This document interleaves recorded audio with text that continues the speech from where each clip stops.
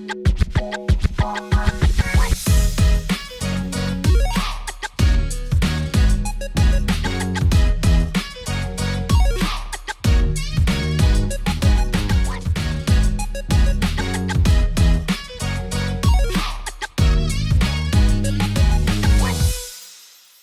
we're going to be talking about John chapter 15, which is how we abide in Christ.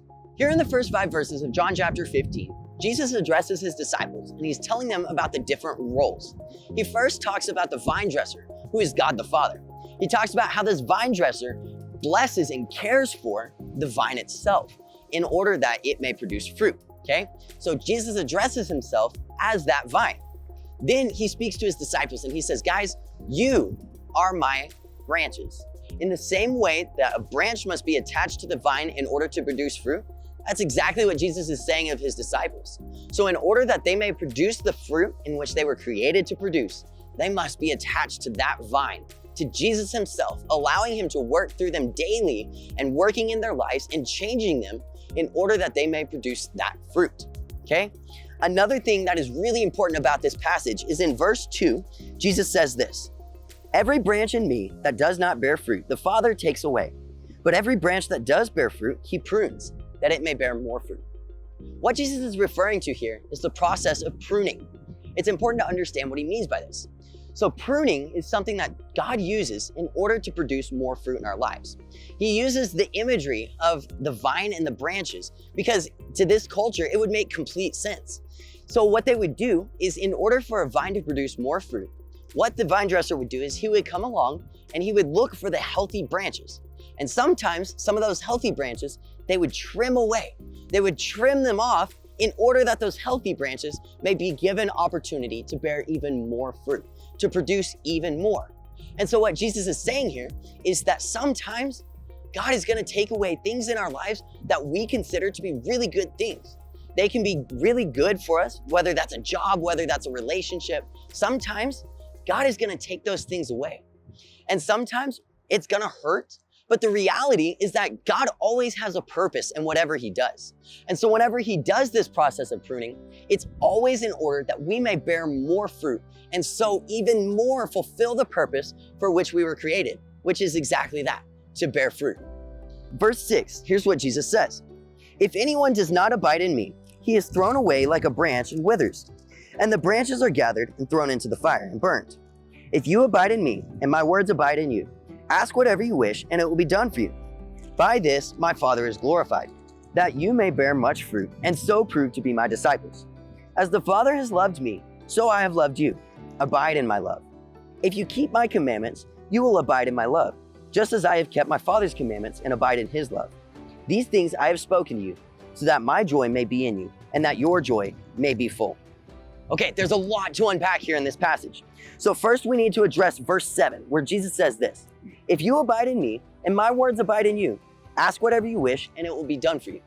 Now, it's important to understand exactly what Jesus is saying here, because when Jesus is talking about this, it would be really easy for us in our current culture to understand that what he means is we can ask whatever we want, and God's gonna give it to us, right? I ask for $1 million, and then the next morning I wake up and there's $1 million in my bank account. But the reality is that's not at all what Jesus is saying. In order to understand this, we need to understand different teachings of Jesus that we may better understand what he's really trying to get at. So in order to understand this, we need to turn to Matthew chapter 7. In Matthew chapter 7, Jesus is preaching the Sermon on the Mount. Starting in verse 7, here's what he says. "Ask and it will be given to you. Seek and you will find. Knock and it will be open to you. For everyone who asks receives, and the one who seeks finds. To the one who knocks it will be opened. Or which one of you, if his son asks him for bread, will give him a stone? Or if he asks for a fish, will give him a serpent? If you then, who are evil, know how to give good gifts to your children, how much more will your Father who's in heaven give good things to those who ask him?" It's important to understand here exactly what Jesus is saying. So what Jesus is saying here is that when we align our hearts with God's and we're asking God for things, when we're praying and we're presenting our requests to God, God is going to bless us. He's going to show us and give us the things that we really need. Here's what he's saying. He's not saying that whatever we ask for is automatically what we're going to get.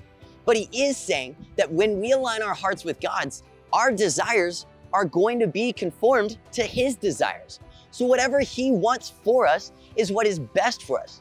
We know that God is always looking out for our best interest.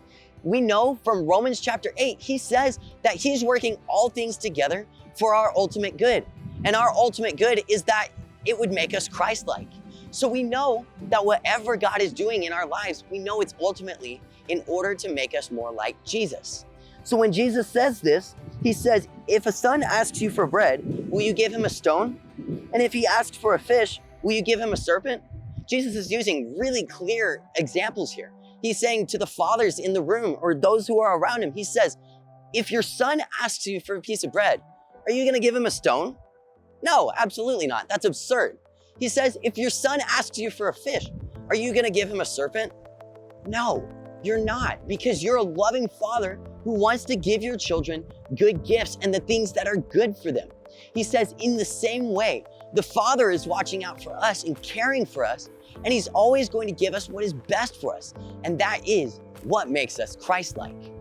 Moving back to John chapter 15, starting in verse 9. He says, as my Father has loved me, so I have loved you. Abide in my love. If you keep my commandments, you will abide in my love, just as I have kept my Father's commandments and abide in his love.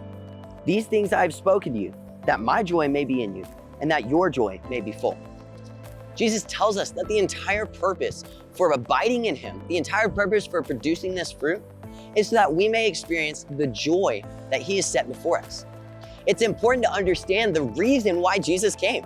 Jesus came so that we would have a right relationship with God, so that we could be brought into his family, and that we may understand what it looks like to have a true relationship with God the Father.